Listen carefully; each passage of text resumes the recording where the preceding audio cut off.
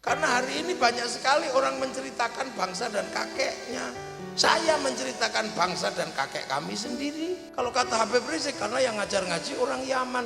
Kamu kan baru datang kemarin. Orang Hadramaut itu datang ke sini tahun 1000. NU galak kalau sudah mengganggu NKRI. Dulu kita berkawan baik sama Habib Rizik, tapi dilawan juga. Tiba-tiba Habib Rizik guru NU, dilawan juga. Orang sholat paling banyak Indonesia. Kita uji lapangan. Yang ditanam di Cina nggak tumbuh cuma segini aja nggak berkembang. Yang ditanam di Timur Tengah ribut. Tahun 1250 dunia dihancurkan oleh Mongolia. Pak Harto itu dipaksa tanda tangan perang laut sebagai sebuah perang yang tidak pernah terbayang sebelumnya, dimenangkan oleh pasukan utusannya yang namanya Menci, dipotong kuping. Satu-satunya bangsa yang pertama kali mampu menaklukkan Mongolia. Berbicara tentang perdagangan, kapal dagang kita terkenal paling besar. Makanya jangan bicara perang dengan anak-anak Nusantara, karena satu-satunya bangsa di dunia yang menang perang dengan merebut kemerdekaannya, satu-satunya yang ada di dunia hanya negara Indonesia. Assalamualaikum warahmatullahi wabarakatuh. Bismillahirrahmanirrahim. Bismillahirrahmanirrahim. Wassalatu wassalamu ala rasulillah Sayyidina Muhammad bin Abdillah wa ala alihi wa ashabihi wa azwajihi wa dhurriyyatihi wa itratihi wa ahli baitihi wa man tabi'ahum bi ihsan ila yaumil qiyamah. Sedaya alim, sedaya ulama, para kiai, khususipun pengurus Jamaiyah Nahdlatul Ulama Bekasi, Kerap, Cikarang Barat, dan beberapa tamu undangan dari organisasi Islam yang lain, termasuk para pejabat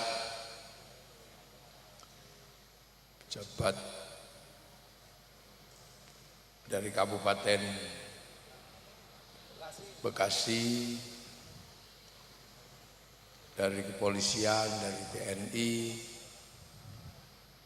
dari unsur perusahaan-perusahaan yang ada di sekitar Cikarang Barat, para hadirin wal hadirat yang berbahagia. Jadi ini harlah Nahdlatul Ulama. Nahdlah itu bangkit. Nah, ulama niku itu sudah khusus. Jadi ulama itu sudah khusus. Khususnya apa?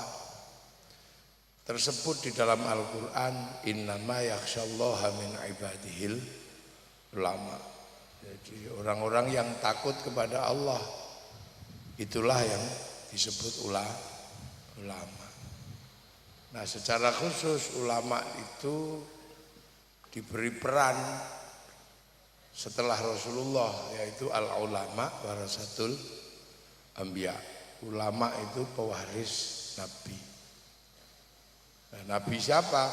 Nabi Muhammad sallallahu alaihi wasallam. Nah, tugas Nabi Muhammad itu apa? Ya cuma satu, memberikan kabar pada manusia bahwa manusia itu nanti pulang kembali kepada Allah. Tapi transit di dunia. Makanya agar selamat kembali ke jalan pulang, tugas utama seorang Rasul itu memberi peringatan. Tuh, nah, Rasulullah dikasih bekal apa? Kasih bekal iman Islam. Makanya Nahdlatul Ulama yang paling utama itu satu tugasnya adalah membuat kita yang di dunia ini selamat kembali kepada Allah. Itu tugas pokoknya ulama. Jadi harus selalu mengajarkan iman sama Islam, karena itu adalah bekal kita kepada Allah. Jadi yang harus selalu diajarkan oleh Nahdlatul Ulama itu adalah iman. Jangan pernah lupa untuk selalu mengajarkan antu minabillah.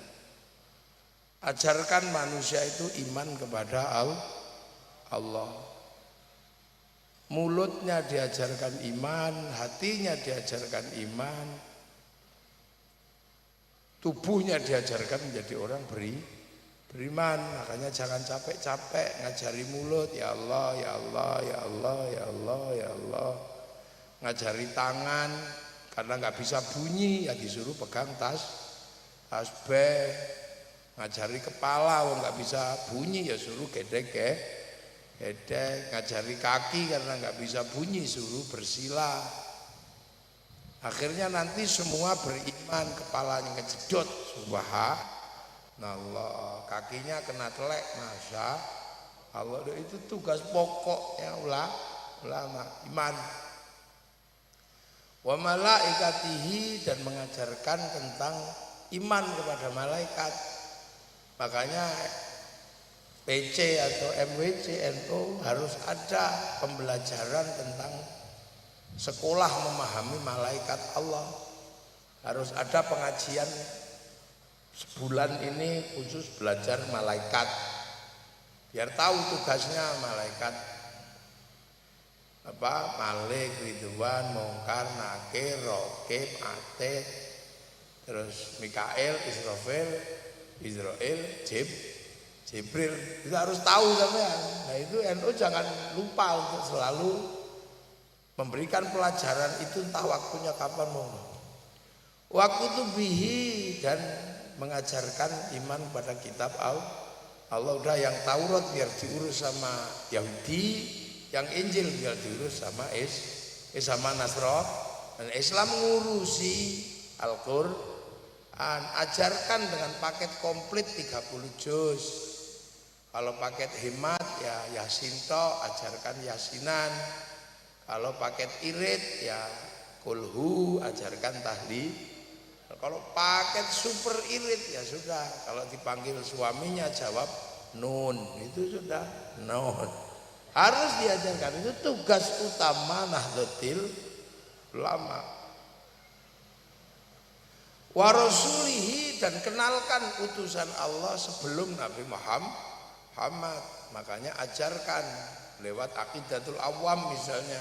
Adamun idrisunu kunudu ma'soleh wa ibrahimu ulun muttaba' lutun wa ismailu ishaku kada yaqubu yusufu wa ayyubu kada Syu'aibu Haruna wa Musa wal Yasa'dul Kifli Dawudu Sulaiman Uttaba Ilyasu Yunusu Zakaria Yahya Isa wa Toha Khodimun Da'goya. Itu ajarkan, jangan sampai ketelisut sampean jadi pengurus NU lupa ngajarin yang pokok. Terus wal yaumil akhir, ajarkan tentang hari kiamat. Nah cuman ya jangan dalam-dalam kayak yang lain. Ada yang sampai takut kiamat, setiap hari tiap bulan ramal kiamat. Hari Jumat bulan Ramadan tanggal 15 akan ada asteroid nabrak bumi, takut semua. Akhirnya jual kebun, jual toko, serahkan kepada panitia hari kiamat, nggak jadi. Berarti makanya kiai-kiai jarang. Terus kenapa ya diceritakan tapi nggak terlalu didalemi. Kalau menurut para kiai, karena apa? Kiamat itu bareng, karena bareng-bareng jadi nggak usah perlu dibahas detail-detail. Pokoknya belum mati. Wabil qadri khairihi wa syarrihi minallahi ta'ala. Takdir baik buruk ajarkan itu dari Allah. Misalnya mau ngaji kayak begini, tiba-tiba bannya kempes. Ya Allah, orang mau ngaji kok bannya kempes. Ajarkan bahwa ban kempes itu juga ditunggu oleh tukang tambal ban. Ya Allah, bar pengajian kok capek ngantuk, ditunggu sama tukang pijat, ngantuk ditunggu sama bakul kopi. Loh, ajarkan itu, anakku kok tiba-tiba lahir nggak bisa keluar. Nah, lahir nggak bisa keluar itu dia ditunggu sama dokter sesar. Jadi dunia ada ini yang kutubnya masing-masing. Nah itu harus diajarkan. Nahdlatul Ulama jangan lupa ngajarin itu. Yang kedua adalah Islam, ajarkan syahadat. Anta syahadat la ilaha illallah wa anna Muhammadar Rasulullah. Syahadat ajarkan maknanya, etikotnya. Terus yang kedua, wa tuqimus shalah, dan ajarkan tentang mendirikan sholat. Bagaimana sholat di atas kendaraan, kayak orang sini ini butuh diajarkan sholat di atas kendaraan biar nggak makso selalu cari masjid. Ajarkan ketika kepepet sampai nggak bisa sholat gara-gara nunggu masjid, padahal dia di tengah jalan nggak bisa kemana-mana, mobil ditinggal, sholat neng jalan, berarti dia nggak pernah diajarkan bagaimana sholat di atas kendaraan. Ada itu. Kalau kepepet bagaimana sholat jamak masih kepepet lagi, sholat jamak kosor. Bagaimana ajarkan sholat hormat waktu, dinamika sholat ajarkan semua. Jangan sampai Nahdlatul Ulama lupa ngajarkan sholat. Waktu dia zakata, dan orang bisa selamat itu karena zakat. Ajarkan zakat mal, ajarkan zakat badan, ajarkan detailnya. Terus kemudian watasuma Ramadan, ajarkan bulan Ramadan itu gimana cara puasa yang benar. Karena kalau nggak diajarkan nanti puasa enggak, hari raya iya, ngecat rumah tapi enggak puasa. Jangan ya, itu ajarkan. Wa tahujjal baiti man istata'a ilaihi sabila, ajarkan haji atau umroh. Jadi itu pelajaran dasar sekolahnya orang NU. Ini jangan-jangan ada yang belum bisa sholat, ada kan semangat NKRI tapi ora iso sholat dulu yo. Ojo ana ngoten niku. Lho la yo. NU itu tugasnya enggak. Ini demi bangsa dan negara, NKRI harga mati. Sing ora iso sembayang hitungane ora ngerti. Awelo. Begitu lah. Fatihah ora iso ngono kan ya. Lah NU itu punya tugas pokok 6 sama 5 itu pokok. Nah itulah dulu yang diajarkan oleh Rasulullah. Makanya karena itu kita bisa mengajar. Rasulullah juga nggak mudah ngajarin iman sama Islam. Makanya Rasulullah menyatakan Islam itu ja'a ghoriban wa sayaudu ghoriban. Islam itu asing. Nah sekolah pertama itu siapa yang ngajari? Ya Rasulullah di Mekah sana. Di Mekah sana ya biasa pro kontra, ada yang seneng, ada yang nggak seneng, ada yang ribut. Bahkan Rasulullah di Mekah aja nggak ada yang tahu, karena asing kan. Maka Al-Quran menyebut Rasulullah di sana dengan sebutan wa kafa billahi syahida. Hanya Allah yang tahu tentang Rasul, memang Allah. Karena orang Mekah waktu itu nggak pernah kenal Nabi. Setelah ditinggal Nabi Ismail, Mekah itu kosong, nggak pernah ada nabinya. Makanya ketika Nabi diutus di Mekah, orang Mekah itu nggak kenal Nabi. Nabi itu apa? Ya udah contoh gampangnya di sinilah, karena sampean diajari tentang kiai, maka ketika saya datang ya disambut wong wis ngerti kiai. Ya fotokus, salaman, satu banser, macam-macam ini. Karena orang sini ngerti kiai, saya didudukkan di sana, kasih kopi, kasih larutan penyegar, kasih. Karena ngerti kiai. Nah coba kalau saya di daerah yang nggak ngerti kiai, misalnya ke pedalaman Irian gitu, yang nggak pernah ngerti kiai, ya saya nggak perlu minta pelayanan lebih, atau jangan-jangan malah saya dikira tim pemburu babi. Ya nggak usah marah. Makanya Rasulullah di dalam Al-Quran itu wakafa billahi syahida Muhammadur Rasulullah. Sampai akhirnya Rasulullah itu punya teman yang disebut dalam Al-Quran walladzina ma'ahu, orang-orang yang hidup beserta Rasulullah, yaitu sahabat. Makanya sahabat itu ya Abu Bakar, Umar, Utsman, Ali. Karena orang Arab ya yang pertama kali, makanya nggak ada sahabat yang namanya Joni itu. Tidak ada. Joni tidak ada. Karena apa? Orang Arab. Nah, terus akhirnya konflik sama orang yang nggak mau terima. Asyidda walal kufar, kelahi sama orang kafir. Cuman yang kafir akhirnya masuk Islam. Akhirnya mu'allaf, terus rukun. Ruhama ubainahum, terus rukun, Islam jadi besar. Nah, setelah di sana ya masih di sana. Tarahum ruka'an sujadai yabtaguna fadlan minallah waridwanan simahum fi wujuhi min atharis sujud.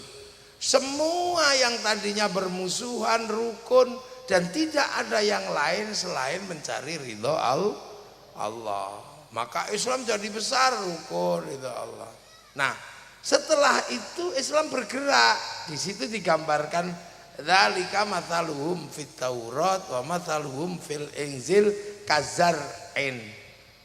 Islam itu digambarkan dalam Taurat Injil seperti tanaman, makanya terus Islam bergerak ditanam ke beberapa negara. Ada yang ditanam ke Eropa. Yang nanam siapa? Tariq bin Ziyad. Ada yang ditanam ke Cina, berusaha nanam karena zar'in itu tanaman. Yang nanam di sana siapa? Sahabat Sa'ad bin Abi Waqqas. Ada yang bergerak ke Afrika, sahabat Bilal, sahabat Salman nanam di sana. Nah, akhirnya ditanam. Sampai akhirnya bergerak ditanam di Indonesia. Makanya ketika ditanam di sini di Jawa ada tembang lir ilir tandur. Jadi memang zar'in itu maknanya tanaman. Nah, semenjak itulah kita yang di Indonesia mengenal Rasulullah dan orang-orang yang membawa ajaran Islam lah. Siapa yang bawa ke sini? Para wali. Orang-orang ribut, kenapa sih yang ke Afrika itu sahabat, yang ke Eropa panglima, kenapa yang termasuk yang ke Cina itu saudagar, kenapa yang ke sini itu kok wali? Ini yang sering digugat oleh orang-orang yang nggak ngerti wali itu, digugat. Tapi ya udah biarin aja, karena secara ilmiah terbukti kenapa harus wali. Karena orang sini sudah beradab. Rasulullah lahir tahun 571, bangsa ini sudah komplit. Punya negara, punya kekuatan. Tahun 500 di Jawa sudah berdiri kerajaan Kalingga. 400 di Jawa Barat berdiri kerajaan Tarumanegara. 350 berdiri Salokonegoro di ujung kulon. 450 berdiri kerajaan Galuh. Di Jawa Tengah tahun 600 berdiri kerajaan Mataram. 300 di Kutai Kartanegara berdiri kerajaan Kutai. Artinya kelengkapan menjadi manusia di sini sudah komplit. Ketika Rasulullah lahir ini udah bukan jahiliyah. Yang jahiliyah itu yang di sana. Sini peradabannya sudah maju. Apalagi ketika Islam bergerak sampai ke sini sudah di zaman Majapahit, penakluk 2/3 dunia. Artinya kalau bangsa menaklukkan bangsa yang lain berarti bangsa itu kuat beserta kekuatannya. Pajajaran menaklukkan semenanjung Malaka dan sekitarnya. Bahkan sampai semenanjung Korea Selatan. Ada satu provinsi namanya Kimhae, itu yang buka hutan orang Majapahit namanya Surowareng. Di Korea Selatan sana. Sebelum Majapahit kita sudah punya kekuatan multinasional.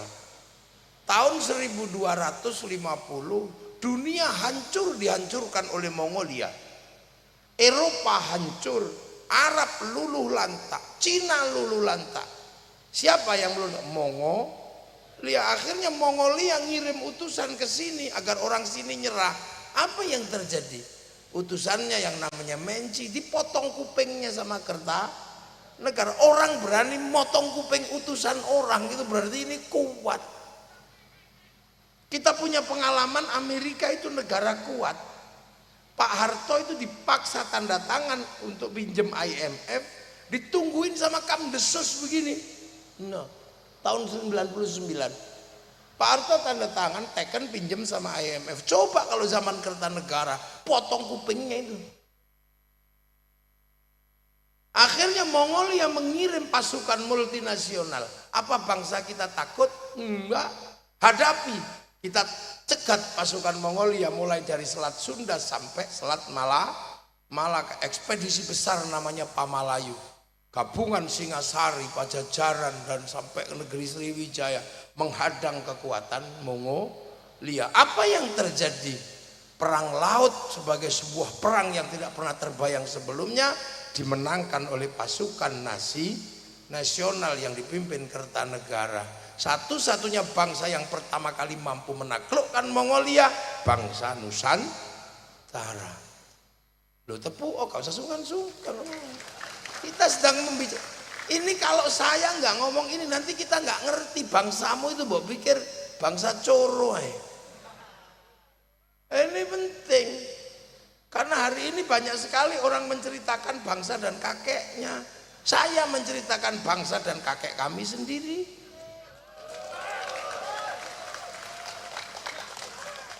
Nah itu tahun segitu mengalahkan Mongolia.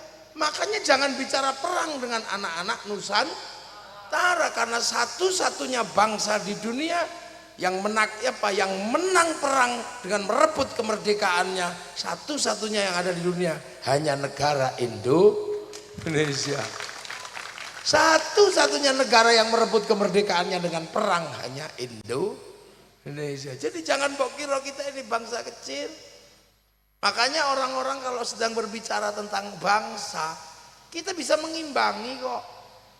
Orang Amerika, orang Eropa punya kisah cinta Romeo Juliet, orang Arab punya kisah cinta Kais Laila, orang Cina punya Sampai Intai, kita juga punya dari Andi-Andi Lumut sampai Junjung Bui kita komplit.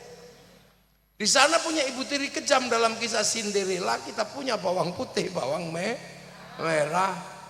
Di sana ada orang kuat namanya Samson, kita punya orang kuat banyak sekali, ada Bandung Bondowoso, ada ya banyak. Sana punya binatang bisa ngomong, kura-kura ninja dan Tom and Jerry, kita punya Kancil, Nyuriti, apa ya kita punya. Jadi kita bangsa ini sudah bangsa yang sangat mandiri. Nah, hanya agamanya bukan Islam, agamanya Hindu sama Buddha, terutama mayoritas Hindu, dan Hindunya nggak main-main, bikin candi Prambanan. Orang kalau main-main dengan agama, langgarnya aja jelek. Orang kalau nggak serius beragama Islam, masjidnya jelek. Lah kalau bikin candi sampai segede Borobudur dan Prambanan, berarti orang sini paling serius beragama. Dan sampai sekarang belum ada yang bisa nanding kebesaran Borobudur dan Prambanan. Bahkan Angkor Wat masih kalah sama Borobudur. Loh, ini nggak bisa kita nafikan. Kita komplit bangsa ini. Sampai yang tadi terbangan ini, pakai terbang, itu kan alat musiknya orang Arab. Kayu sama kulit itu, kayunya tinggal motong, kulitnya tinggal nempel. Gampang. Gitarnya Eropa gampang, kayu dibolongin kasih tali jadi. Orang Nusantara punya alat musik namanya gamelan, terbuat dari logam. Artinya hanya bangsa yang menguasai ilmu pertambangan maju dan penguasaan metalurgi yang mapan mampu membuat alat musik dari logam. Jadi kita ini sudah komplit. Berbicara tentang negara, kita punya negara Kertagama. Berbicara tentang bagaimana membangun hubungan sosial, kita punya kitab Sutasoma. Berbicara tentang perdagangan, kapal dagang kita terkenal paling besar di seluruh dunia. Jadi jangan dikira ketika tahun 1400-500 Islam masuk itu kita dalam keadaan jahiliyah. Enggak ada. Itu hanya orang yang tidak mau membaca sejarah. Karena kita ini bahasanya pakai bahasa sejarah. Sejarah itu bahasa Arab, syajaroh, pohon. Makanya kalau berbicara sajaroh hati-hati. Bibitnya ini, pohonnya pasti ini, daunnya ini, buahnya pasti ini. Kalau mengatakan pohon ini kok buahnya beda, pasti setek. Lah iya kan ilmunya sejarah, sejarah. Tuh. Nah itu mari kita ingat. Nah kenapa kemudian para wali yang sekarang dikit-dikit wali, dikit-dikit wali? Karena memang di sini yang paling laku itu wali kalau dalam agama Islam. Karena yang bisa menghadapi pengislaman sini harus wali. Karena Hindu itu kasta yang khusus ngomong agama itu Brahmana. Kastanya para raja nggak boleh ngomong agama. Raja itu nggak boleh ngomong agama, ngomong negara. Di bawahnya ada Wesya, pegawai, nggak boleh ngomong agama, dia pegawai. Apalagi di bawahnya ada Sudra. Sudra itu petani pedagang. Sekaya apapun dia petani atau pedagang, Sudra nggak boleh ngomong agama. Makanya kalau ada Islam disebarkan oleh saudagar, itu adalah sebuah kesalahan teori ilmiah. Karena nggak mungkin disebarkan saudagar, karena saudagar kastanya Sudra. Makanya yang bisa ngimbangi Brahmana itu para wali. Brahmana punya cakti, wali punya karomah, sama-sama la khaufun alaihim walahum. Yang apalagi kasta-kasta yang di bawah paria tadi itu. Apa di bawah Sudra itu masih ada paria, kastanya pengemis, hobinya minta-minta tapi hidup. Nah di bawah itu ada kuca, nggak minta tapi ngutil, ngentit. Jadi orang kalau suka ngentit bansos itu kuca. Di bawahnya itu ada mleka, maling, tapi kalau ketahuan lari malu. Di bawahnya ada candala, maling tapi berani, begal itu. Nah, itu. Nah, yang bisa ngimbangi Brahmana itu adalah para wali. Itulah. Nah, wali-wali ini khusus ngadepi cakti, maka karomah ini dibangkitkan. Nah, wali-wali itu pekerjaannya cuma apa? Kalau ngadepi situasi, ya cuman duduk gini aja, duduk tenang, zikir, wiritan. Qalu rabbuna Allah tsumma istaqamu tatanazzalu alaihimul malaikah alla takhafu wala tahzanu. Qalu rabbuna Allah tsumma istaqamu, cuman tenang gini aja. Wiritan gini. Nah, itu kalau dalam bahasa anak sekarang setiap menghadapi masalah download, browsing gitu untuk menyelesaikan masalahnya, download dan browsing. Browsing dari mana? Dari pusat datanya dunia. Loh, dunia ini kan ada pusat datanya sampean. Blueprintnya ada, gambarnya dunia itu blueprintnya ada. Jadi nggak pakai visibility studies itu enggak. Tapi langsung download kemana? Ke cloudnya Allah. Ke harddisk besarnya Allah, pusat datanya Allah yang ada di langit ketujuh sana. Nah itu. Nah apa namanya? Lauhil mahfuz. Itu kalau bahasa anak sekarang kan itu cloud, pusat data. Nabi Muhammad waktu Islam itu ini loh pusat datanya Indonya. Dul itu kesandung jam berapa ada catatannya itu. Nah, orang Yahudi Nasrani menyebut tabut Sulaiman. Orang Yunani menyebut kotak Pandora. Orang Jepang menyebut kantong Doraemon. Kotak segala ada. Nah wali-wali itu download gini. Makanya wali itu paketannya besar. Apalagi kalau melihat manusia, tahu semua pusat data manusia itu di situ semua. Karena manusia sebelum diturunkan ke sini kan diregister di situ dulu. Alastu birabbikum qalu bala syahidna, terus dikasih, ya udah kamu dicatat sebagai manusia. Nanti tak kasih paketan kan. Paket rezekinya sekian, istrinya sekian, nyawanya sekian. Makanya kalau paketannya habis ya kick, udah selesai.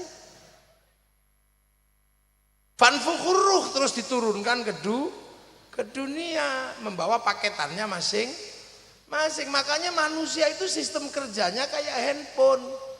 Handphone hidup karena ada kartunya. Kartu handphone itu bisa hidup karena terhubung dengan satelit.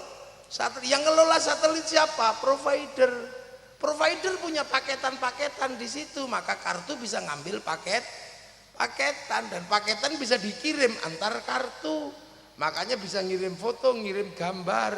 Yang penting punya paket data. Kalau nggak punya, cari wifi gratisan kan gitu.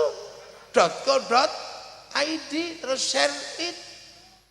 Makanya kan setiap kartu itu karena terhubung dengan satelit dan pusat data, apapun yang dilakukan oleh kartu, jejak digitalnya ada. Wong catatannya di sana.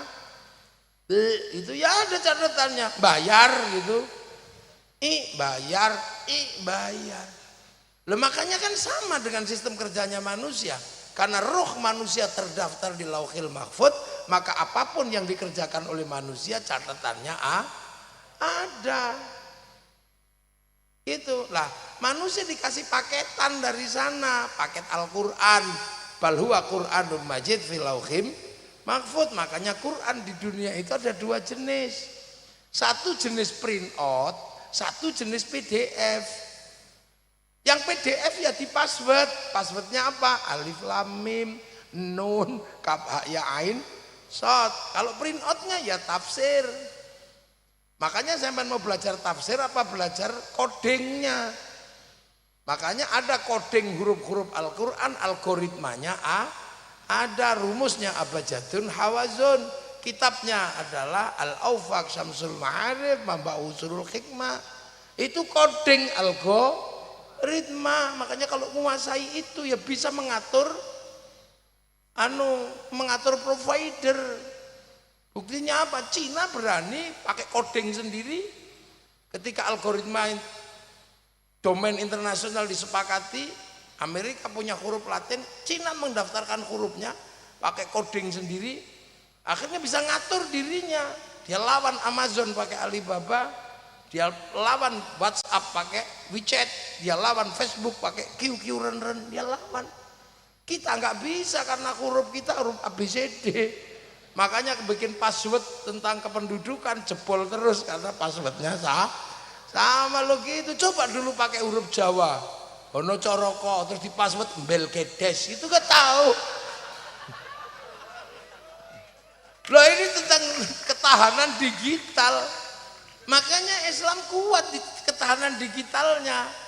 Karena nggak bisa dibuka itulah. Makanya apa paketan-paketan ini bisa kita kirim karena roh manusia terhubung dengan Lauhil Mahfuz. Ngelakuin apapun dari sana, kita kirim Fatihah, kirim doa, kirim Yasin, nyampe.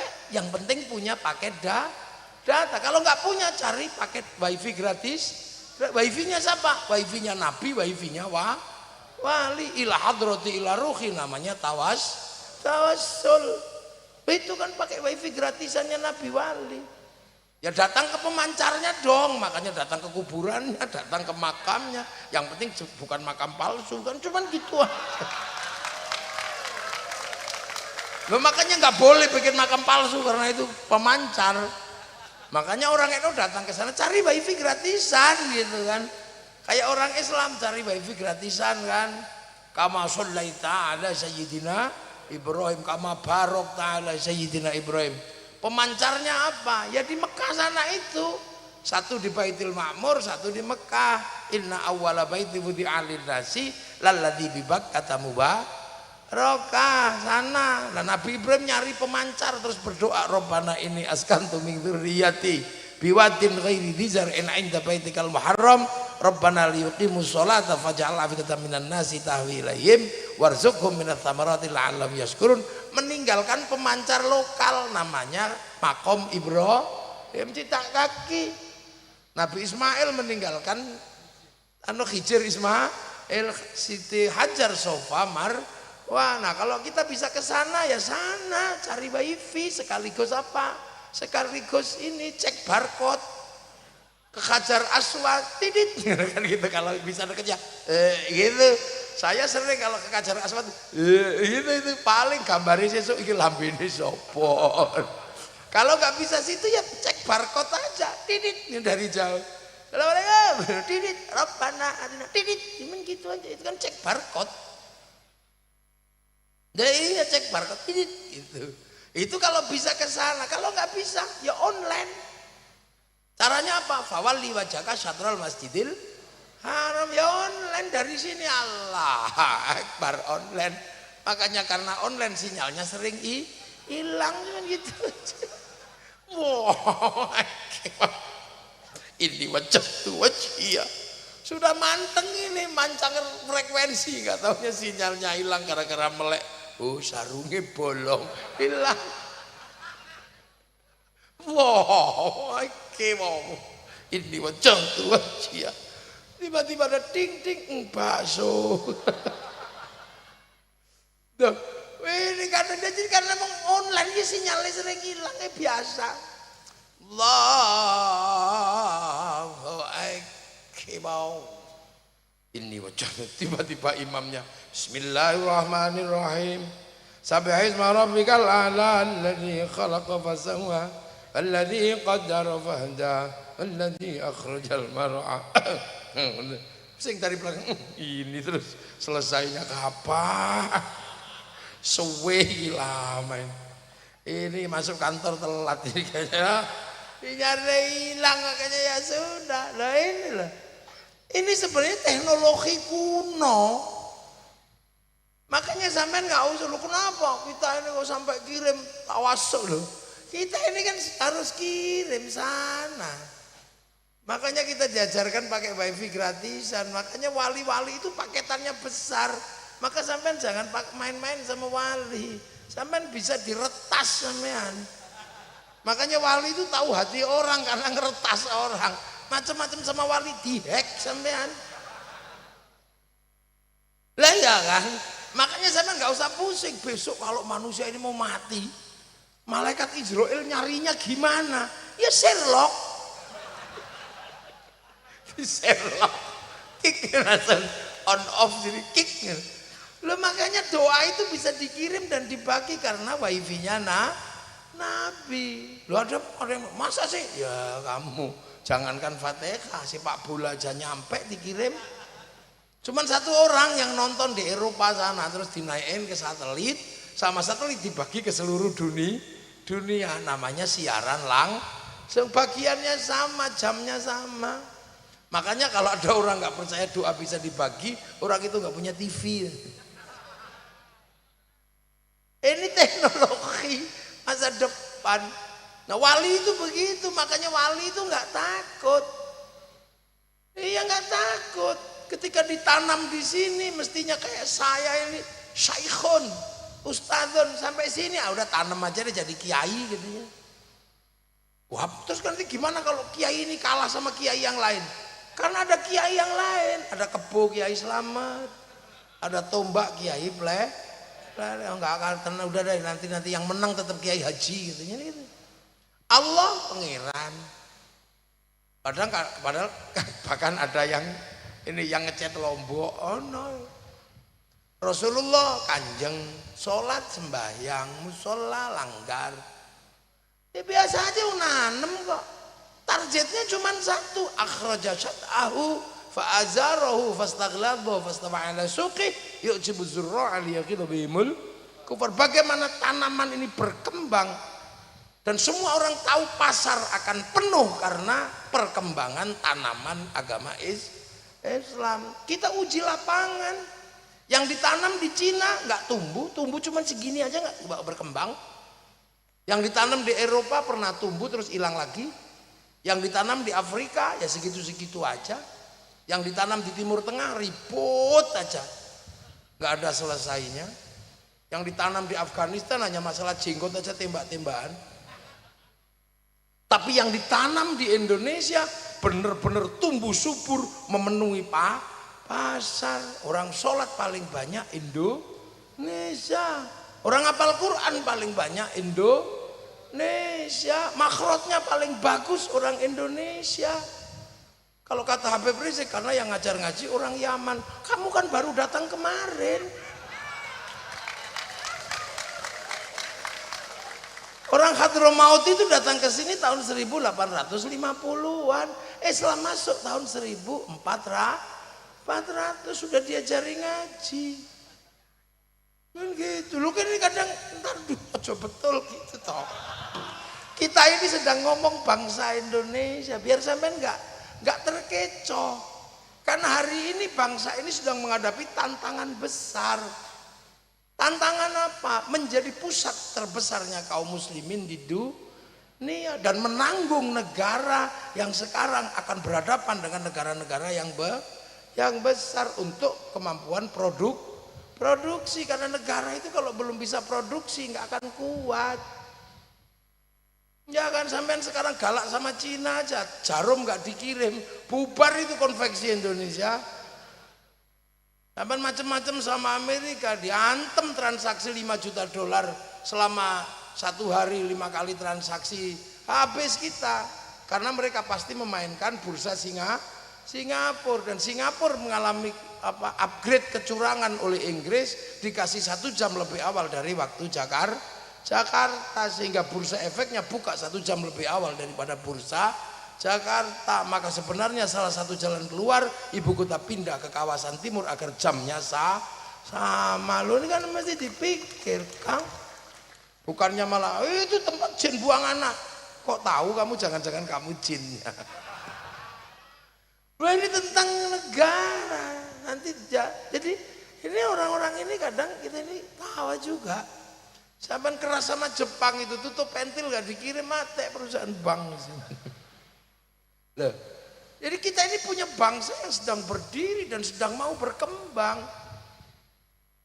Gitu, persiapan anak-anak kita bisa berproduksi. Nah, produksi itu hubungannya sama konsumsi.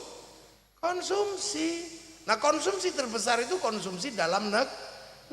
Konsumsi dalam negeri hanya tumbuh kalau punya rasa cinta pada bangsa dan negara. Makanya Amerika sebelum produksi dan konsumsi, dia bangkitkan kebangsaan Amerika. Dia ceritakan bagaimana orang Eropa perang melawan Indian, mulai dari Wild West sampai The Last of the Mohican, diceritakan. Kalah dengan Vietnam, dia bikin Rainbow 1 sampai 6. Kalah dengan Cina, bikin American Shaolin, American Kung Fu. Kalah dengan Jepang, American Ninja, American Samurai, bahkan samurai terakhir dari Amerika namanya Tom Cruise dalam film The Last Samurai. Loh, ini cara mereka membangkitkan kebangsaannya. Jepang ini berat karena harus membangun bangsanya. Dalam negeri menopang pasar luar negeri, namanya dumping. Semangat Bushido dinaikkan dan jangan sampai konflik terjadi instabilitas seperti zaman Tokugawa dan restorasi Meiji. Anak-anak kecil di sana diajarkan membangun negara, dibikinkan film sederhana, kasih judul Samurai X dengan tokohnya Rurouni Kenshin. Malaysia mulai mengajarkan kebangsaannya, serahkan kembali pada si Upin dan si Ipin. Jangan ribut dengan anak-anak Cina, kenalkan Mei Mei. Jangan ribut dengan anak-anak India, kenalkan Darjet. Jangan ribut dengan anak Indonesia, kenalkan Susanti. Cara mereka ngajarkan itu. Korea sebelum bangkit ceritakan kebangsaannya lewat drama Korea. Modalnya meja makan dan air mata. Itu aja bisa mengeruk keuntungan berapa triliun dalam 1 tahun. Generasi yang tua-tua ini masih ingat konser terbesar di dunia, yaitu konser legenda rock dari Amerika yang sekarang sudah jadi legenda, namanya Metallica. Konser tahun 91 di Moskow, penontonnya berapa orang? 6 juta orang. Semua orang mengatakan gak akan bisa ditandingi, bahkan Woodstock tidak bisa menandingi itu. Tapi ketika COVID kemarin 19 kalah sama BTS, sekali konser yang nonton 100 juta orang. Sehari sekali, seminggu 4 kali, 1 bulan 16 kali. Saya hitung selama 1 tahun pemasukan ke Korea Selatan lewat BTS 2.500 triliun. Nah, ayo, lo ini negara, wong Jawa BK mesti tak ajak mikir ke depan biar gak ribut ya. Ben ora ribut masalah katok cingkrang, masalah jenggot, masalah ngene. Ayo, kita pikir maju ke depan. Kita ngomongin bangsa. Ya, itulah. Jadi kita ini jadi sekarang yang paling gede. Makanya kiblat kebangsaan kita jangan digeser kemana-mana. 40 46 sampai 48 kita kebingungan karena apa? Zaman Bung Karno siapa? Hitler mati. Ketika Hitler jatuh tiba-tiba Amerika sama Soviet pecah konflik. Terus kita sebagai negara kecil diminta kamu ikut Amerika apa ikut Soviet? Ntar dulu. Kata Bung Karno non-blok. Terus cara membangun bangsa ini gimana kalau non-blok? Apa kita mau menduplikasi model Eropa? Enggak, salah asuhan. Novelnya ada. Apakah kan mau kita bangun dengan cara Arab? Enggak, di bawah lindungan Ka'bah. Apa mau kita bangun dengan cara Belanda? Enggak, tenggelamnya kapal Van der Wijk. Apa mau kita bangun dengan murni cara Indonesia? Apa yang ditulis Siti Nurba? Ya, ini cara pandang bangsa. Jadi masa depan kebangsaan ini sedang dipersiapkan. Makanya kiblat kita jangan digeser kemana-mana. Jangan digeser dulu ke Yaman, jangan digeser dulu kemana. Kita coba lurus dengan cara Indonesia kalau mau bangkit. Apa yang kita miliki, kita bangkitkan. Jangan digeser ke negara-negara yang lain dulu, itu jahat namanya. Kita dipaksa menjadi orang lain sampai kemudian bangsa kita nggak bisa bangkit. Gitu, akhirnya apa? Sego santen nggak laku, yang laku akhirnya apa? Nasi biryani, kacau nanti. Kita punyanya ayam dipaksa beleh kambing, nggak jalan. Loh, ini penting untuk apa? Belajar bangsa. Dan kita nggak mungkin model Korea Utara kan, yang menutup diri, nggak bisa. Apa kita model Myanmar? Nggak bisa. Kita akan dengan cara Indonesia. Maka harus kembali kepada real-real Indonesia. Cina dulu berani mengambil resiko. Bahkan Tuhan pun dijadikan gurauan di Cina ketika Tuhan bagi orang Cina ngerepotkan. Gitu, Tuhan larang judi, dia bikin dewa judi. Tuhan larang mabuk, dia bikin dewa mabuk. Kalau Tuhan sudah terlalu berkuasa, mutlak, dinaiki sun gokong kayangannya. Tuhan yang ngungsi. Itu cara mereka untuk independen karena merasa diintimidasi oleh agama. Lah di sini kemarin kita sudah berusaha kan, agama mengintimidasi orang dengan berbagai caranya, tapi Nahdlatul Ulama konsisten dengan Islam Nusantara. Bagaimana kita nggak diintimidasi? Pegang akik diintimidasi musyrik. Beda jenggot diintimidasi bom. Iya kan? Baru pegang ayam diintimidasi bid'ah. Udah merasa serem itu. Cuman beda Allah Akbar, tidak sunnah. Kita tiba-tiba diintimidasi oleh orang yang nggak tahu itu orang dari mana. Akhirnya Nahdlatul Ulama melawan semua intimidasi, konsisten dengan Islam Nusantara. Yang akhirnya gara-gara Islam Nusantara semuanya dibalikkan gini dengan pelan-pelan. Ya resikonya yang nggak Nusantara, ya rungkat. Ya resiko, Pak. Ketahuan kan, oh ini bukan Nusantara, oh ini bukan. Oh ketahuan karena apa? Kembali ke real Nusantara. Nah itu kalau kembali ke situ, kembali ke sistemnya para wali. Makanya jadi sholat sembahyang ya sederhana aja. Pondok pesantren, potensi lokal, dan itu berlanjut sampai sekarang gaya Nusantara itu. Orang pinjem Honda dikasih RE King, nggak marah kok. Pinjem Honda, keluarnya RE King. Udah jelas belinya Sanyo, keluarnya Nasional sama Shimizu, nggak marah. Udah jelas belinya Aqua, keluarnya Le Mineral, orang juga nggak marah di Indonesia. Orang belinya Softtek keluarnya Avail, nggak marah ibu-ibu. Beli Indomie keluarnya Sarimi. Bahkan bulan Ramadan hari Lebaran disuguh makanan Kongwan, begitu dibuka isinya rengginang, juga nggak marah. Loh, makanya orang Indonesia itu penuh pengertian. Makanya kalau yang nggak penuh pengertian itu pasti bukan Nusantara. Dikit-dikit diintimidasi semua. Semua salah. Oh, untung Nahdlatul Ulama tegas, kami tegas dengan Islam Nusantara. Lama-lama ikut juga semuanya. Yang tadinya disebut ustadz sekarang juga udah disebut Iya, yang satunya disebut Mr. H, sekarang Mr. S. Loh ya kan tadinya Habib, sekarang jadi Sayyid. Ya sudah. Ya mau bagaimana? Kembali ke sistem Nusantara. Yang tadinya pakai jubah, sekarang kembali pakai sarung. Karena orang Nusantara dulu ini sarung ini juga bajunya para ulama, baju Rasul. Makanya jubah itu disebut baju syar'i. Tapi nggak bisa dipakai nanam padi, makanya baju syar'i dipotong, potongannya namanya sarun. Nggak punya huruf ain, punyanya monggo potongo, maka sarun jadi sarung, saruan jadi sarungan. Fleksibel, Anda mau cingkrang linting yang agak tinggi, mau bawa plotrok no beres. Tadi udah menanam kok.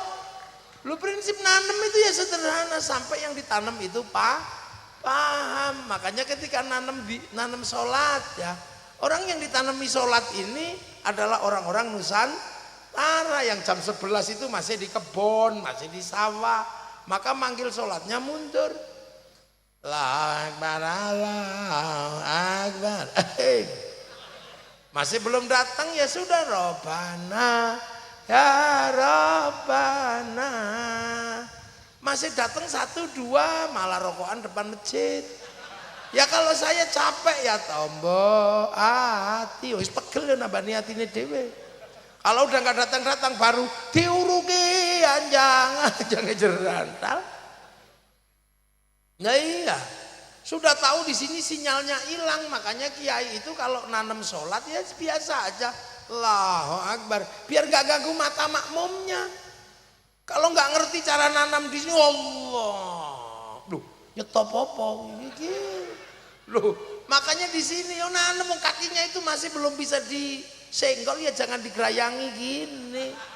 Lah itu orang nanam ngerti, habis sholat dikir la ilaha illallah la ilaha illallah. Kenapa kamu gede-gede gini lah? Kalau nggak tidur Pak, ya sudah kita orang di kampung tidur. Kenapa bunyi? Kami bodoh Pak, kalau nggak ada yang bunyi kita nggak denger, nggak bisa menirukan. Kalau Anda pinter nggak apa-apa, diem gini langsung wusul kepada Allah. Anda pinter, kami orang bodoh, diem gini tidur Pak. Sederhana, jadi nggak usah terlalu serius nanggepinya. Ini ngono nandur kok nanem, ya suka-suka aja nanem bala-bali. Loh. Tapi proses penanaman itu sampai hari ini masih bisa kita rasakan. Tapi kita kan nanam di tanah orang. Tanah siapa? Tanah Pajajaran, tanah Majapahit. Agamanya Hindu. Yang dihadapi juga beda. Jadi kiai di Indonesia itu lebih rumit daripada kiai di Arab. Iya kan? Orang sana bakas binatang paling sapi sama kambing, unta. Nggak ada bakasan terenggiling, undur-undur, larong. Sana bakas buah itu paling ya kurma sama delima. Nggak ada bakasan kesemek, jamblang, durian, cipluan. Bakas hantu di sana paling jin syaiton. Nggak ada wewe gombel, nggak ada mak lampir. Boy di sini. Makanya kiai di sini itu harus lebih pinter. Maka setelah nanam, bagaimana tanaman ini tumbuh? Orangnya ditata. Jangan ribut, karena kalau kamu ribut tanamanmu mati, gak kau urus, kamu sendiri mati karena ribut. Maka ya sudah, ayo rukun. Tak ajari sholat, tak ajari iman Islam, tapi rukunlah bersama yang lain. Ya kan, kamu beda agama, beda suku, beda bangsa. Mari ya sudah kita ikut Rasulullah, kita ikut ajaran Rasulullah. Apa? Kalau kamu ketemu manusia yang berbeda-beda suku, beda bangsa, agama, hiduplah rukun saling tanggung jawab. Kullukum ra'in wa kullukum mas'ulun an ra'iyati. Kalian semua adalah para pemimpin, gak ada yang direndahkan.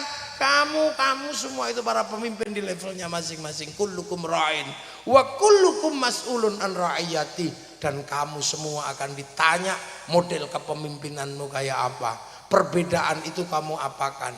Kamu bisa nggak saling tanggung jawab?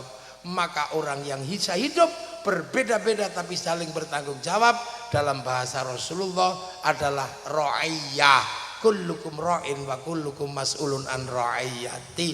Maka orang Indonesia dipersatukan dalam konsep ra'iyah yang diserap ke bahasa Indonesia menjadi rakyat. Jadi zaman kalau pengen tahu kenapa kita disebut rakyat, itu karena Rasulullah kullukum ra'in wa kullukum mas'ulun an ra'iyati. Kita bukan people. Kalau people itu vox populi, vox dei, suara mayoritas, suara Tuhan. Begitu dia mayoritas, dia merasa mewakili Tuhan. Itulah kenapa makanya Ikhwanul Muslimin dan HTI nggak cocok di negeri ra'iyah. Kita rakyat, bukan juga komunis. Kalau komunis itu proletar. Begitu dia kuat diktator proletariat. Kita ra'iyah, berbeda-beda suku bangsa agama tapi saling tanggung jawab, bisa mimpin dan bisa dipimpin. Dan satu-satunya bangsa muslim dunia yang mayoritas yang bisa menggunakan kalimat ra'iyah untuk menata warga bangsanya hanya muslim Indonesia. Lah sing liyane kerajaan. Gampang kalau itu.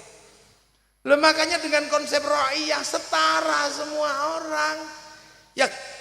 Yang tadinya hamba sahaya di daerah sini bisa setara pidato saya, bisa. Yang tadinya kawulo yang begitu munduk-munduk berdiri kulo. Yang tadinya abdi mah. Yang tadinya pukulun para dewa bisa pidato ulun. Akhirnya semua setara. Perbedaan suku, perbedaan bangsa, perbedaan agama disetarakan dalam konsep hidup raya. Caranya Rasulullah itu. Lah makanya ra'iyah itu kalau ngumpul itu harus saling mengisi walaupun berbeda-beda. Nah, orang yang seperti itu menggunakan konsep hidup bersama saling mengisi namanya musyarakah. Orang Indonesia menyebutnya masyarakat. Makanya masyarakat itu saling mengisi. Kiai ngajarin sholat, tapi sholat itu nutup aurat. Tutup aurat itu kain. Kain itu yang ngurus pabrik kain. Kebetulan yang bikin pabrik kain Cina. Makanya jangan ngamukan sama Cina. Cinanya pergi, kamu udah. Orang sholat itu wudhu itu air, ya kan? Air itu diurus pipa sama sanyo. Wudhunya kiai, airnya diurus sanyo sama pipa. Yang ngurus mereknya Mas Pion, Avian, macam-macam loh, nasional. Sampean haji diurus sama bank, seluruhnya berkiblat kepada Bank Devisa New York. Jaminan obligasi sana punya siapa? Rothschild, Rockefeller, Yahudi. Begitu berangkat haji diurus sama pesawat Boeing sama Airbus. Itu ilmuwan perusahaannya juga Yahudi. Makanya hancurkan, bunuh Yahudi semua. Renang kita.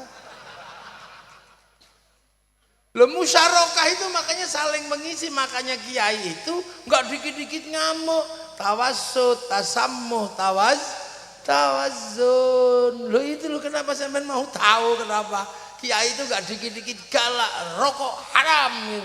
Ya nggak bisa, hukumnya nggak ada. Ya ditanya kenapa kamu ngerokok, kalau nggak ngerokok pusing ya wajib. Kenapa kamu ngerokok? Kalau nggak ngerokok pusing. Kenapa kamu nggak ngerokok? Kalau ngerokok malah pusing, haram. Enak. Tapi hukum besarnya adalah dia menyumbang 475 triliun kepada negara ini yang ngurusi jalan. Makanya kalau ada orang mengharamkan rokok, dosa lewat jalannya pemerintah. Hati-hati loh.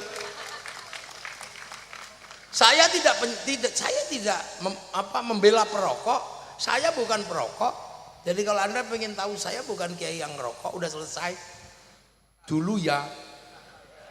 Kenapa? Ya udah, anak saya protes terus, terutama istri. Awas kalau ngerokok lagi, bau katanya. Demi cinta padanya ya aku rela lah meninggalkan rokok. Kalau harus memilih meninggalkan rokok dan meninggalkan dia, aku lebih memilih meninggalkan rokok. Ya, iya kan? Karena merokok hanya meninggalkan keindahan berwujud asap, dia meninggalkan keindahan berwujud anak. Wah. Lah iya, asap hilang. Lah itu penting. Nah, jadi kita ini kadang ulang rupa. Musyarakah itu sebuah konsep hidup bersama.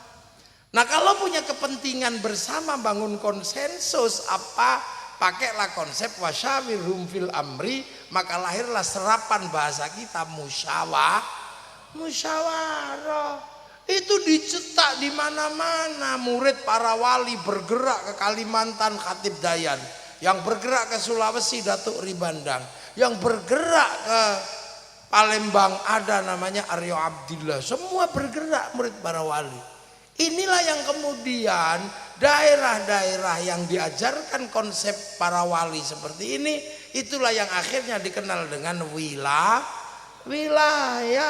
Coba sampai cari, Indonesia itu menggunakan konsep wilayah. Kenapa disebut wilayah? Daerahnya para wali. Siapa yang mengingkari wali bertempat di wilayah? Ayo, tentara adalah penjaga wilayah, maka tentara juga punya hutang pada para wali. Wali kota adalah yang mimpin sebuah kota, karena dia wali kota punya tanggungan wilayah, berhutang pada para wali. Maka pemimpin wilayah sudah harusnya ziarah ke makam para wali. Tapi wali yang bangun wilayah, bukan wali abal-abal yang baru-baru itu.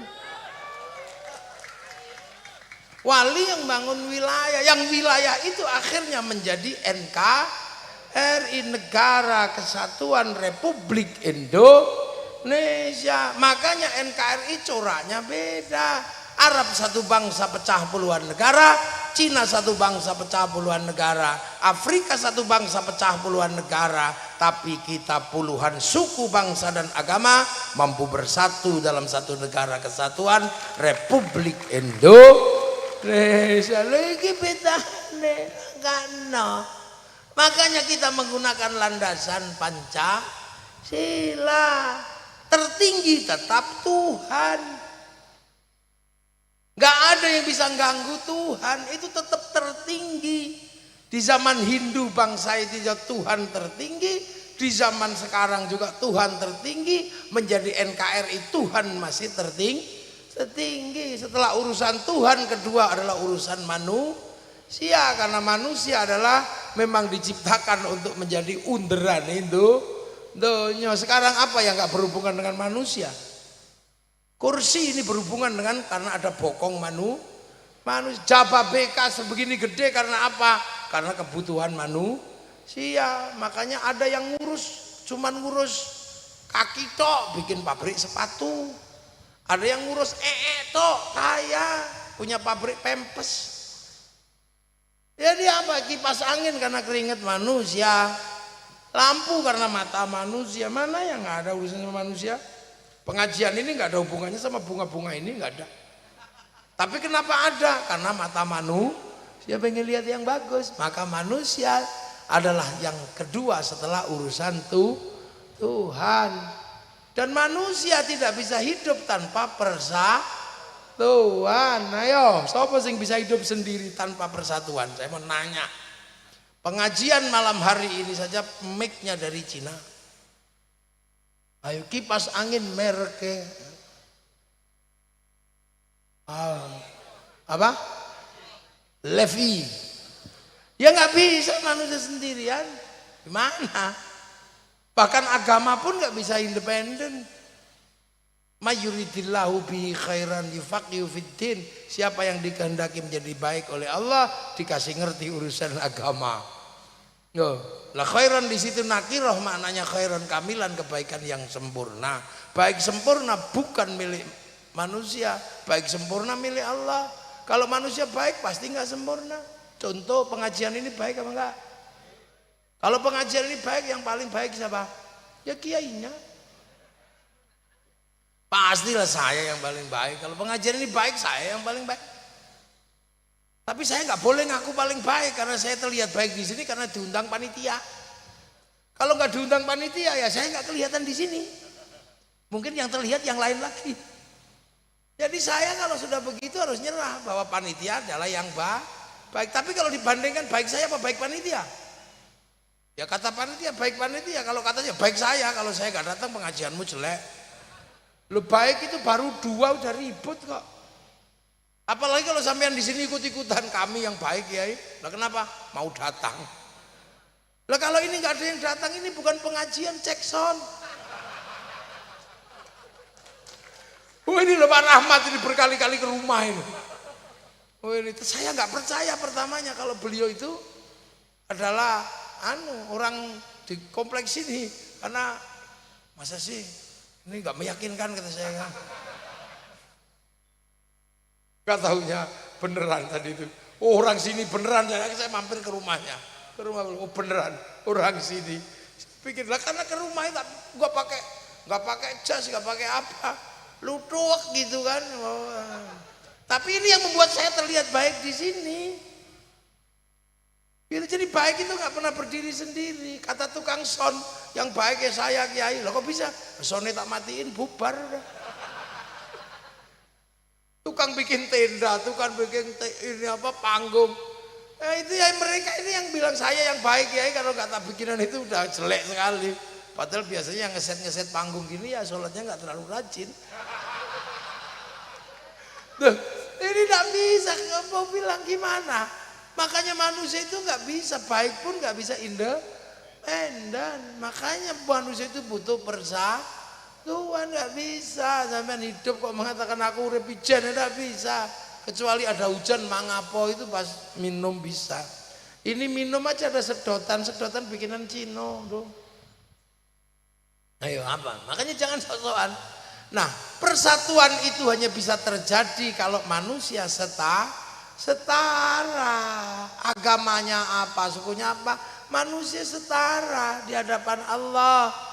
Nah, memandang kesetaraan itu nggak mudah. Yang bisa menata kesetaraan adalah konsep ra'iyah. Makanya kesetaraan hanya terjadi ketika ada kerakyatan.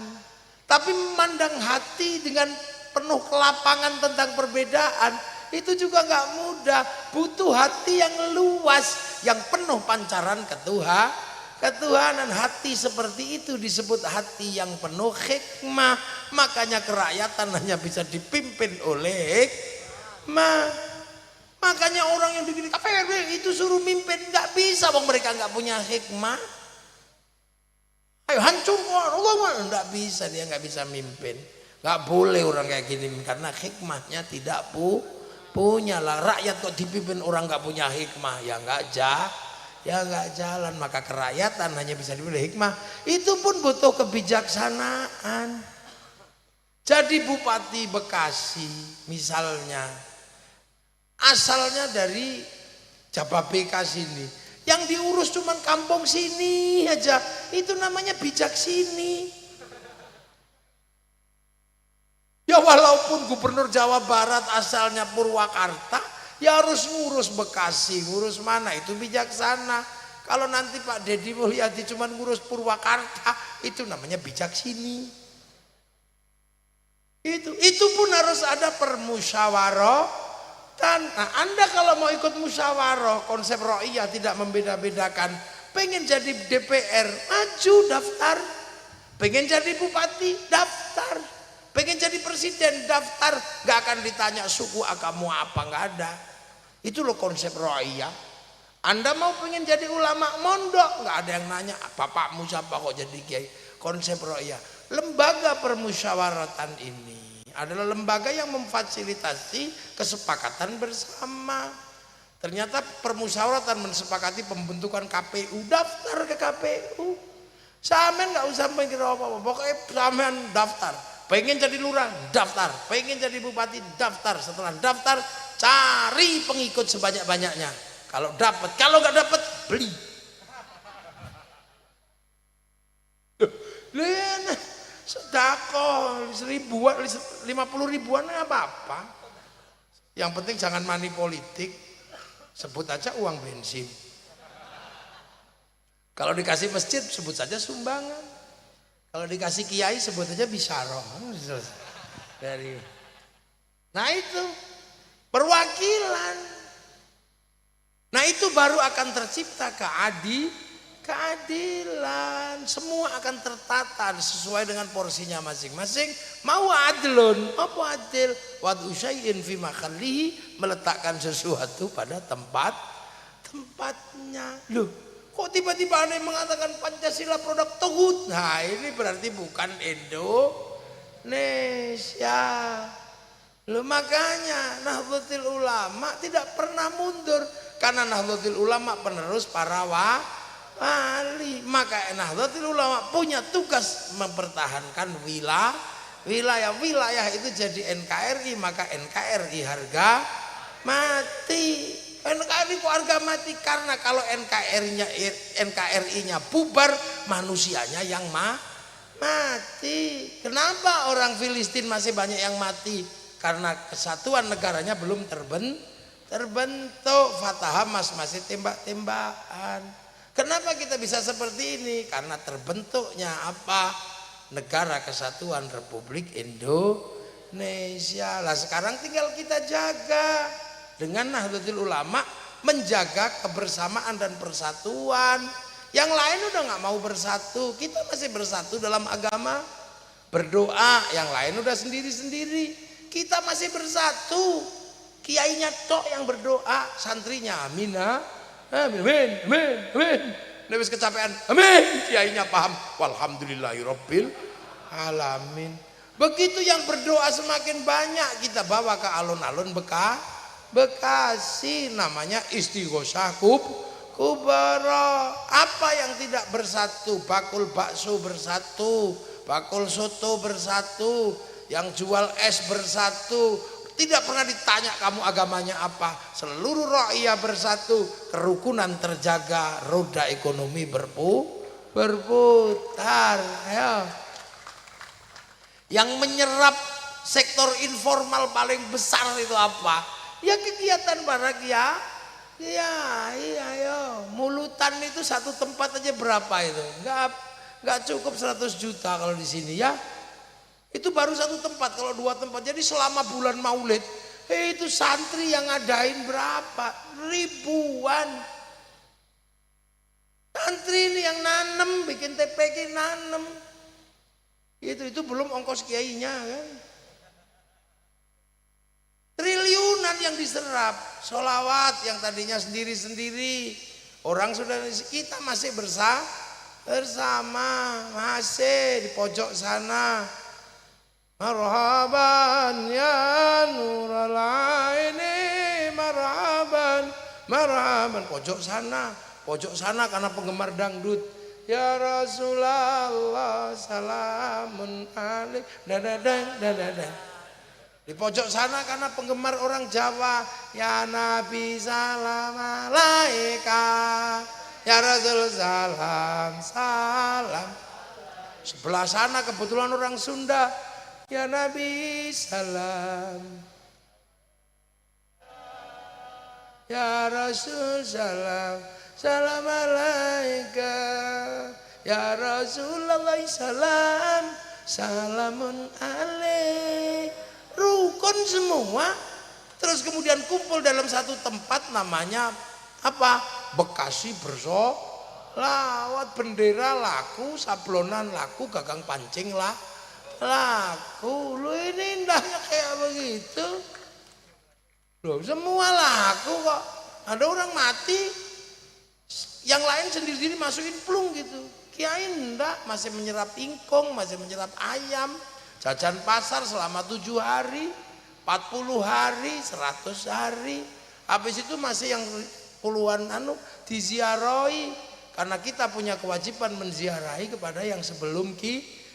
Walladzina ja'u min ba'dihim yaquluna rabbana ighfir lana wa li ikhwanina alladzina sabaquna bil iman. Nah, sabaquna bil iman kita ini para wali. Sabaquna bil imannya orang Yaman ya para habaib. Sabaquna bil imannya orang Cina ya sahabat Sa'ad bin Abi Waqqas.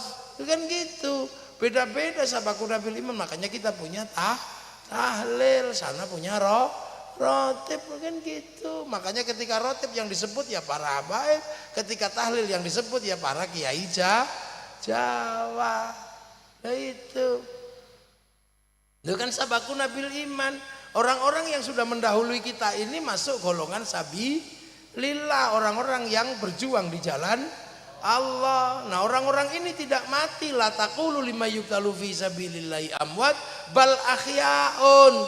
Jangan kau sebut orang-orang yang meninggal di jalan Allah itu mati. Mereka masih hidup, walakin la yash'urun. Karena mereka masih hidup, jangan kau ganti makamnya. Jangan kau ganti namanya. Gak boleh karena masih hidup orangnya, cuman kita nggak tahu. Makanya kita datangi kuburannya. Akhirnya apa? Bis pariwisata lah laku.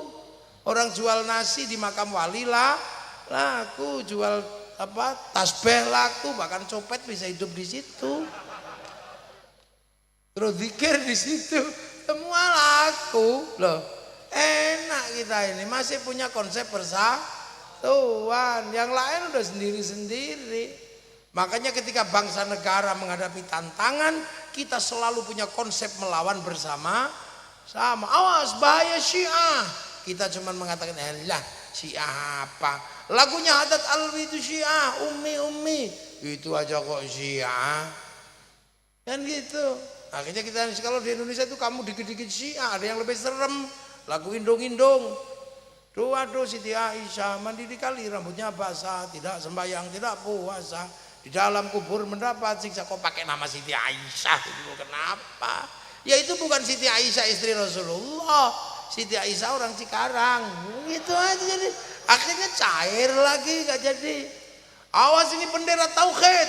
Adalah bendera Hizbut Tahrir. Kamu kalau anti ini anti tauhid, anti la ilaha illallah. Ya enggak, wong kami tahlilan ya tetap la ilaha illallah. Loh kamu kalau ini anti lain enggak, kami anti bendera PKI Palu Arit. Tapi kalau pergi ke sawah tetap pakai arit, pergi nukang tetap pakai palu. Selesai kok. Bahkan ketika negara menghadapi social distansi yang namanya Covid, kiai yang diminta, kiai tolong kiai jangan disuruh Jumatan. Kiainya cocok, besok gak Jumatan. Oke, berhenti mantannya. Nggak usah mudik. Tolong kiai jelaskan corona, kiai kok disuruh jelaskan corona. Ya nggak ngerti, akhirnya kiainya ya dengan segala kemampuannya. Saudara-saudara, ini zaman akhir, dosa manusia di zaman teknologi digital itu ada dua, dosa mulut sama dosa tangan. Mulut bisa ngomong apa saja, tangan bisa buka apa saja. Maka Allah mengadab tangan dan mulut. Mulut pakai masker, tangan pakai hand sanitizer. Betul, betul. Padahal kiai ini ngarang. Setiap hari ketemu, akhirnya tenang. Hanya Indonesia menyelesaikan Covid tanpa kekerasan. Karena ada kiai, ada ruang publik untuk mengedukasi umat. Coba kalau kiai ini mogok, Suriah hancur, Libya hancur, Afghanistan hancur. Sini terorisnya mati ditembak polisi lah ini. Jadi jangan dikira diam-diam kita menjaga itu komplit. Menjaga diniyah, menjaga wataniyah, menjaga basyariyah, komplit kita ini. Jadi jangan dikira. Makanya NU ya itu gayanya begini dari dulu. Makanya kalau ada langgar diurusi NU pasti gak ribut dengan yang lain. Itu karena konsepnya nanam kazarin, maka NU itu nanam pelan-pelan. Tapi ada yang gak suka nanam, datangnya langsung pas prasmanan. Ada minta berkat yang paling gede, ya pusing lah kita. Nggak pernah nanam, ngajar TPQ enggak, jadi guru enggak, tapi setiap prasmanan datang duluan. Ada yang kayak begitu, biayanya paling mahal lagi kan. Ya NU lama-lama pinter juga akhirnya. Dipikir orang NU nggak ada yang pinter juga. Tahu akhirnya, oh ini cuman pengen panen doang. Dan hari ini kita membuktikan Nahdlatul Ulama dengan berbagai dinamikanya menjadi organisasi Islam terbesar di dunia. Ayo, coba. Ini baru model begini. Coba kalau nanti NU tiba-tiba kemudian menjadi kekuatan ekonomi. Siapa yang bisa ngelawan? Kenapa Bank Devisa New York punyanya Rothschild itu besar? Karena dulu mereka bikin DAU, dana abadi umat. Kalau NU sekarang tiba-tiba nanti akan ada gerakan membangun ekonomi umat dengan bikin DAU, dana abadi umat, siapa yang bisa ngelawan? Ayo. 120 juta, 1 juta per kepala dalam 1 tahun, 120 triliun. Kalau 10 juta, 120 triliun kali 10 bikin 10 kali, siapa yang bisa ngelawan? Berapa itu? 1.200 triliun. Siapa yang ngelawan? Itu nanti saat yang muda-muda ini sudah bisa menjadi pemimpin. Karena apa? Kita juga sudah tenang karena negara ini bisa produksi dan bisa konsumsi. Makanya tantangan besar sekarang Nusantara ini tantangan besar, karena pasar terbesar dunia hari ini masih tetap Indonesia, jangan lain-lain sampean. Ya, makanya saya minta itu kalau dalam bahasa Mbah Wahab, manuk gladik cucuke abang, ojo manuk gladik cucuke biru, nek manuk gladik cucuke biru bar dilantik terus turu. Nek manuk gladik cucuke abang bar dilantik terus berjuang lah itu makanya NU enak ketemu dengan ini ya rukun. Tapi kalau sudah ganggu NKRI, NU galak. Iya, NU galak kalau sudah mengganggu NKRI. Dulu kita berkawan baik sama Habib Rizik, tapi begitu apa dikit-dikit anti NKRI membela ISIS dilawan sama NU. Tiba-tiba Habib Rizik gurune NU, ya dilawan juga. Ya nggak boleh gitu. Habib Rizik kok jadi idolane NU kapan itu? Habib Rizik gurune kapan aja ngulang ora tahu. Duh. Jadi kita ini jangan gitu. Kenapa kita berkawan siapapun kalau sudah ngomong bahasa bangsa dan negara? Berkawan. Temen semua. Kalau beda agama lakum dinukum waliyatin, tapi terkait bumi yang sama, wilayah yang sama kita pertahankan secara bersama-sama. Tidak ketemu dalam ukhuwah Islamiyah, tidak ketemu dalam ukhuwah diniyah, kita ketemu dalam ukhuwah wataniyah. Enggak ketemu di situ, kita ketemu ukhuwah basyariyah. Baru komplit kehidupan bahwa agama dan peradaban akan terus berjalan dan kita akan berada di situ. Kita bukan sebagai penonton, tapi kita akan hadir menjadi bagian dari perubahan sejarah. Assalamualaikum warahmatullahi wabarakatuh.